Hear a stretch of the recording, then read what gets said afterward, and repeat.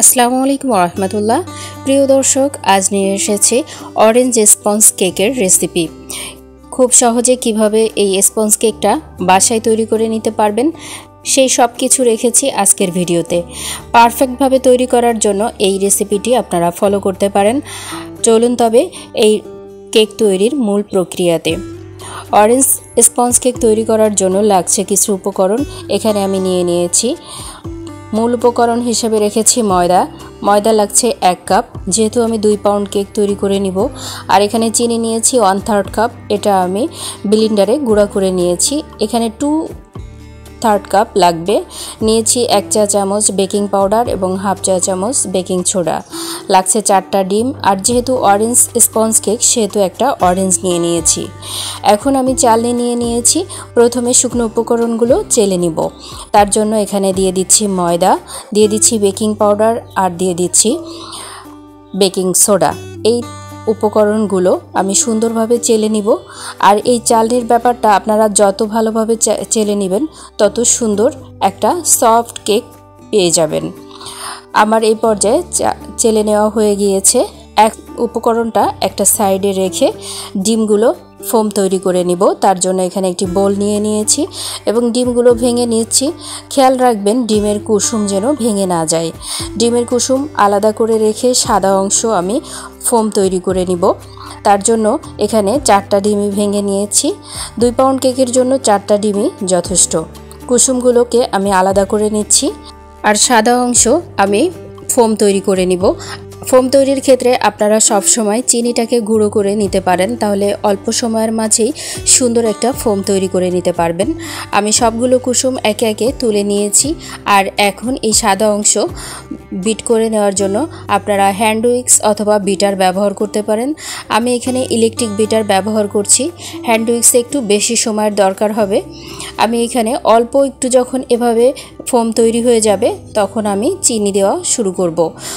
অল্প অল্প করে চিনিটা দিয়ে দিবেন। আর এখানে আমি চিনি 1/3 কাপ দেখিয়েছি, এখানে 2/3 কাপ লাগবে, অর্থাৎ 2 বার 1/3 কাপ নিয়ে নেবেন, তাহলে পারফেক্ট একটা মিষ্টি পেয়ে যাবেন। খুব সুন্দরভাবে সাদা অংশ বিট করে নেওয়া হয়ে গিয়েছে। এখন আমি বাকি উপকরণের মধ্যে দিয়ে দিব কুসুমটা। এ পর্যায়ে কুসুম দিয়ে দিচ্ছি, আর দিয়ে দিব ইমালশান। এটার মাঝে আপনারা কালার এবং এসেন্স দুইটাই পেয়ে যাবেন। দিয়ে দিচ্ছি এখানে 1 চা চামচ ইমালশান। এখন সুন্দরভাবে আবারও বিট করে নিব। আমি স্পঞ্জ কেকে তেল ব্যবহার করছি না। আর এখানে দিয়ে দিচ্ছি লেবুর চিস্ট। এখানে 1 চা চামচের মতো তৈরি করে নিয়েছি, তাহলে চমৎকার একটা ফ্লেভার পাওয়া যাবে। সবটা মিশিয়ে নিয়েছি। এখন শুকনো উপকরণগুলো দিয়ে দিব। অল্প অল্প করে এভাবে শুকনো মিশ্রণটা দিব এবং বিটারের কাটা দিয়ে আমি মিশিয়ে নিব। আপনারা চাইলে অন্য কোনো কিছুর সাহায্যে এটা মিশিয়ে নিতে পারেন। আমি এখানে কাটাটাই ব্যবহার করছি। অল্প অল্প করে দিব আর এভাবেই দেখানো প্রসেসে মিশিয়ে নিব। এ পর্যায়ে মেশানো হয়ে গিয়েছে। এখন আমি এখানে একটি মোল্ড নিয়ে নিয়েছি 2 পাউন্ডের জন্য। মোল্ডের নিচে একটা পেপার বিছিয়ে দিয়েছি এবং সামান্য তেল ব্রাশ করে দিয়েছি। সাইডে তেল ব্রাশ করিনি, আপনারা এই বিষয়টা খেয়াল রাখবেন। এখন আমি বেটারটা ঢেলে দিচ্ছি। দেখুন, একটা পারফেক্ট ব্যাটার তৈরি করে নিয়েছি।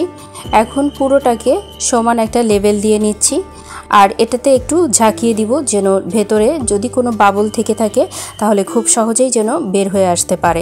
কেকটা চুলাতে বেক করব, তার জন্য আমি এখানে একটি পাত্র নিয়ে নিয়েছি ঢাকনা সহ, আর নিচে একটি স্ট্রেনার বসিয়ে দিয়েছি। এখন স্ট্রেনারের উপরে আমি মোল্ডটা দিয়ে দিচ্ছি এবং ঢাকনা দিয়ে ঢেকে চুলাতে লো হিটে আধা ঘন্টার জন্য কুক করে নিব। এখন ঢাকনা দিয়ে দিচ্ছি। আধা ঘন্টা পর একটা পারফেক্ট কেক পেয়ে যাব। আধা ঘন্টা পর ফিরে আসছি। দেখুন, খুব সুন্দরভাবে কেকটা ফুলে উঠেছে এবং পারফেক্টভাবে তৈরি হয়েছে। আমি চেক করে নিয়েছি। এখন মোল্ডটা উঠিয়ে নিচ্ছি। বেশ একটু ঠান্ডা হয়ে গিয়েছে। আমি এটাকে মোল্ড আউট করে দেখাচ্ছি। দেখুন, চারপাশ থেকে খুব সুন্দরভাবে একটা কালার এসেছে। একটা ছুরির সাহায্যে চারপাশটা আলগা করে দিচ্ছি। পারফেক্ট এই রেসিপিটা পেতে হলে আজকের এই রেসিপিটা ফলো করে বাসায় খুব সহজে এই কেকের বেসটা তৈরি করে নিতে পারবেন। দেখুন, খুব সহজেই ছাড়িয়ে গিয়েছে। এখন পেছন থেকে এই পেপারটা তুলে নিচ্ছি। দেখুন দেখতে কতটা পারফেক্ট হয়েছে। এই কেকের সাজানোটা আমি পরবর্তী ভিডিওতে রাখবো, চাইলে এই সাজিয়ে নেওয়াটাও দেখে নিতে পারেন। প্রিয় দর্শক, পরবর্তী ভিডিওর আমন্ত্রণ জানিয়ে এবং আপনাদের সকলের সুস্থতা কামনা করে এখানেই শেষ করছি। আল্লাহ হাফেজ।